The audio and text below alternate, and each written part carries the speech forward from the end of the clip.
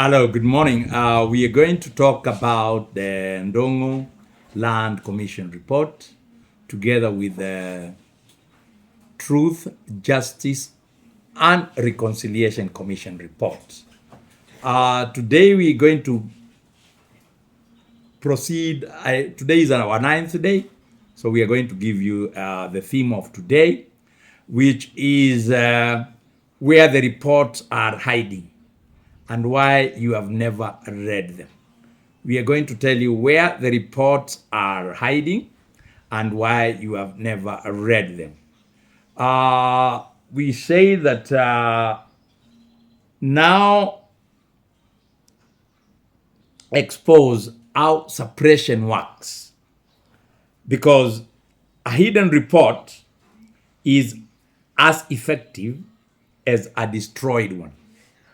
Number one, these reports are public yet inaccessible. Tjrc and Ndongo reports were formally tabled, officially printed, yet most Kenyans have never seen them, never been taught about them. Suppression.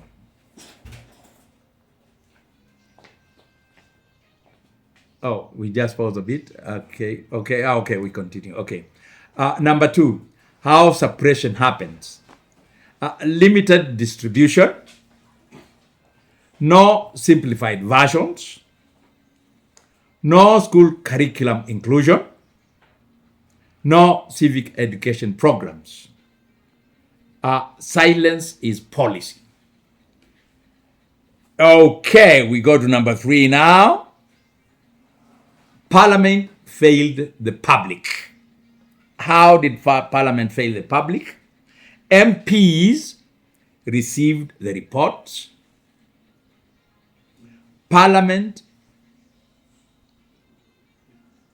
did not debate implementation meaningfully, did not set timelines, and did not allocate budgets. So that is what we call inaction, and it was deliberate. Inaction was deliberate. It was actually meant not to be implemented. The reports were meant not to be implemented. I mean, I don't know. From the stories we've been hearing, and from the experience of the Kenyan parliament and how it operates, we know that money exchanges hands. So if they are told to do this, they'll do. If they are told to do this, they will do, as far as they are paid. So most probably, they were incentivized, given some incentives, and told, please, just look at the reports and don't do anything about it. That is, don't even allocate budget for it, or even the budgets were not even allocated. So this inaction was deliberate. Okay, we go to number four. Why media rarely discusses them. Why the media rarely discusses them. And that's why I brought them into YouTube, or I brought this topic into the YouTube, so that at least we have somebody who is talking about them, and see whether we can continue interrogating and also debating it, and see whether we can actually force our next generation of members of parliament to go and make sure that the reports are implemented. Because my take is that unless these reports are implemented, we will still, the status quo will continue. And I call it a status quo by calling it, I give it a name, and I say it's a system ya majambazi. So system ya majambazi will continue, and we will never get where we want to get. Okay, we'll go to number four. And then, like I say, media owners of what do you call it? Yeah. Uh, Media ownership overlaps with political power. What am I saying? We are saying that the majority of the media ownership is controlled by political own a political power, because most of these media owners are either friends or colleagues or brothers or sisters or belong to these same politicians, and they are the same people who have the land interests. And I see these reports are talking about the land interests. So you find the media owners are also have land interests. Deep reporting would expose advertisers and allies. So if you want to advertise and if you're in the media, and the new media depends on advertising, if you talk about these reports, then you will not be given ads, and then you will not make your money, because reporting like we are doing here, we are reporting, we are not making any money. But if we were advertising, we would be making millions. Therefore, they make sure that they don't give you advertising, because you are talking about things that will affect their business or their land interests. Number 5, the education system erased them. How did that happen? Students learn and dates and presidents. Students learn dates and presidents, but not land theft.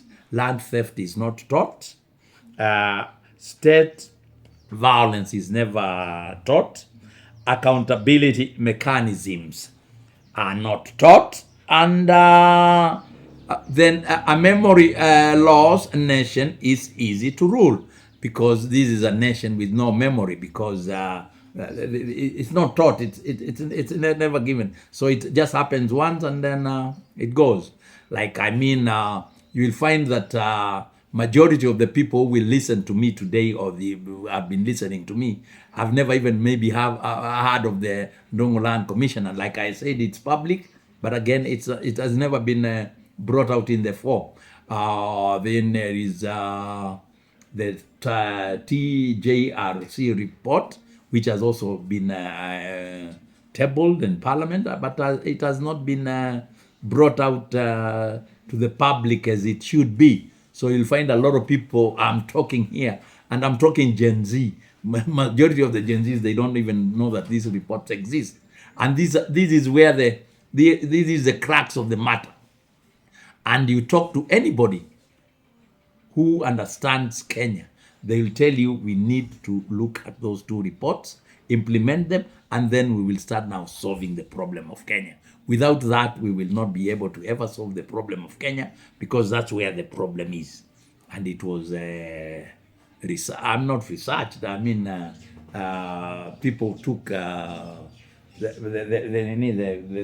members of the commissions that did the report, went around the country, across the country, and gathered all the information, and then documented it and came up with recommendations, which have not been implemented. Therefore, these 2 reports know what is ailing Kenya. So if you want to know what's ailing Kenya, go to the Ndongo Land Commission report and the Truth, Justice and Reconciliation Commission report. Okay, we now want to see number 6. Digital silence is also suppression. Digital silence is also suppression. So what do we say? We say that because algorithms reward entertainment. Algorithms reward entertainment and also conflict. Here, when we talk about the Ndongo Land Commission report or the Tjrc report, there is no entertainment there. So you see, the algorithms will not reward that.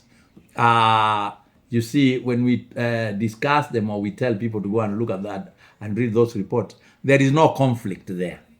So it will not. And then structural justice. Truth requires international amplification. Okay, digital spaces must be reclaimed. So I'm urging all the people who have capacity to get to the digital space, and I know majority of the Gen Zs have got that capacity, one way or another. Please go and look at these reports and start talking about them, enlighten your peers, and then understand that you don't need to go and vote for somebody who does not understand the land issue, who does not understand the injustices. And we are talking about injustices from 1963. We are talking about injustices from independence, history of injustice. And these are well documented in the TJRC report. And also, land is also a very big issue. When we fought for the Mau Mau fight or any other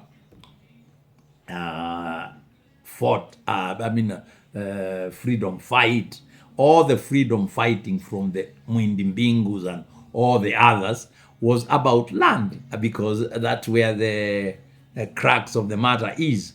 So you will find even today, and most probably tomorrow, very few people will talk about land, but that's what should be the issue. As a matter of fact, this should be the theme of the 2027 elections. How about the land issue? How about the injustices that were mentioned to the people who had tried to talk about justice in this country? What about that injustice that was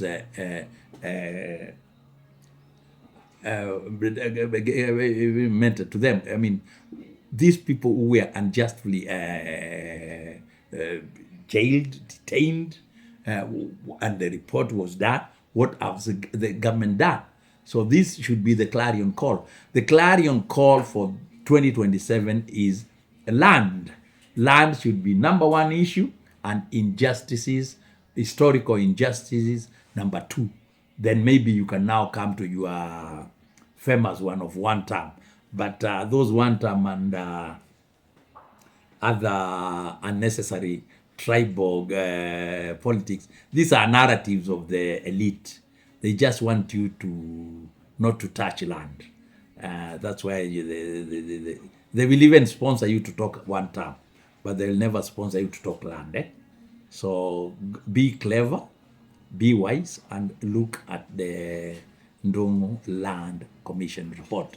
Look at that report and look at the TJRC report, and you will see why. Okay, why Gen Z is key. Why the Generation Z is key. Number one, they were not present when the reports were buried. The Gen Zs were not around. Even if they were young. They didn't understand. They were maybe in school. And they have no loyalty to old silence. That's why they matter. They are the key. And number three, or the other thing is that access to digital tools. Like I just said earlier, Gen Zs are have got a lot of access to the digital tools, which can now change the narrative. Because now we want to get out from the mainstream media. Because mainstream media, like I told you, is owned by the beneficiaries of land grabbing. Majority of them. Majority of the people who are beneficiaries of the political or the historical injustice are also not ready to talk about them, and maybe the older generation will not have access to the digital space or to these digital tools. Okay, then the central message for today day 9 is this. I want to give you the central message of day 9. The reports are hidden not because they lack truth, but because they contain too much of it. Number 9, just to finish, I'll repeat. Actually, it's number 8, but number 8 of day 9. The Ndongo Land Commission report and the Truth, Justice and Reconciliation Commission report. These two reports are hidden not because they lack truth, but because they contain too much of it. They contain too much of the truth. So that's why they are hidden. Let me close with this line. Let me close with this line. My closing line for day 9 is, what Kenyans do not know cannot threaten power. What Kenyans do not know cannot threaten power. So you see, if you don't know, then you cannot threaten them. Thank you. Have a good day. We'll see you tomorrow on day 10. Thank you.